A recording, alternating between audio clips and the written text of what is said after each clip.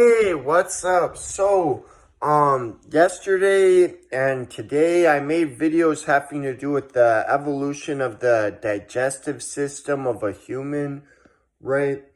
But those videos were mainly focused on the digestive anatomy, right? Um, you know, um,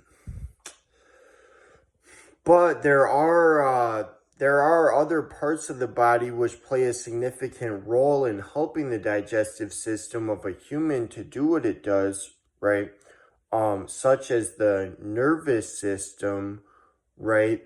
Because and by extension the skeletal system, right? Other systems such as the skeletal system, um because think about it, food, it doesn't just magically make its way into our mouths, right? And we're more complex than like plants, so we can't just like sit there and let all the nutrients we need make their way to us without having to do any work. We have to find our food and put it into our mouth, right? That's a complex behavior when you think about it. Um, it relies on our sensory organs, because without your sensory organs, you wouldn't have any way of figuring out where the food is, right? And then your brain interpreting the input that comes from your sensory organs, uh and also input from things like your memory, right, which is stored in your brain, and then giving specific commands to your muscles and bones how to move, right? And so, we move towards the food, we pick it up with our hand, right? So we have to move our hand and like focus on a specific object and grab that specific thing and then take it up, not here, not here, not here, but specifically into our mouth, and then chew it and swallow it. That's a very complex behavior, right? And so um how how do we break down evolutionarily explaining, how do we get the emergence of creatures with these complex behaviors? How does it work? um Well, so with the part about how we use our arms and hands to eat, right, where we like pick food up and we take it to our mouth, for us humans, that's difficult for us to imagine eating otherwise, right? For most of us humans, it's difficult to imagine eating without arms or hands, right? Um, But there are plenty of animals that get by just fine without arms and hands. They still manage to eat. A dog, they can't pick their food up and lift it up to their mouth like in the way that we can, right? But they still manage just fine in being able to, find their food and put it into their mouth, chew it, swallow it. They have most of the same digestive anatomy as humans do. Um, and even fish, they don't even have limbs, right? But they still manage to eat, and they still have a very complex digestive anatomy. Even earthworms, they don't even have arms or legs or fins, none of that, but they still manage to eat, and they still have a complex digestive anatomy, right?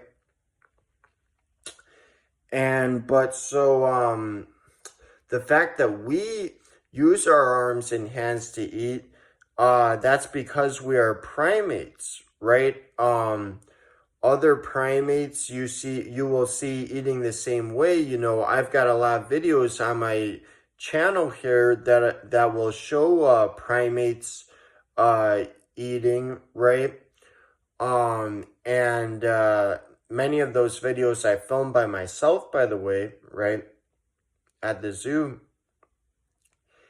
And but so um therefore, this starts to give you an idea of like breaking down the steps for the evolution of this behavior, right? Because in order to seek out your food and put it in the mouth and swallow it, you don't actually need the arms and hands picking it up, right? um that improves it significantly. For most of us humans, it's hard to imagine eating without arms and hands, but you don't actually need arms and hands in order to eat. um and the evolution of the arms and hands and the hand-eye coordination involved doesn't have to primarily have anything to do with the fact that it helps with picking up food and putting it into our mouth with our arms and hands. um the evolution of arms and hands in our ancestry was most likely having mainly to do with tree climbing, right? Because we are primates, right? And early primates evolved a number of adaptations to life in the trees, right? And most primates spend a lot of their life in the trees. um Us humans don't typically spend much time in the trees. We're not the only group of primates alive today that doesn't spend much time in the trees. Like there's some baboons, I think, that don't go in the trees much or at all.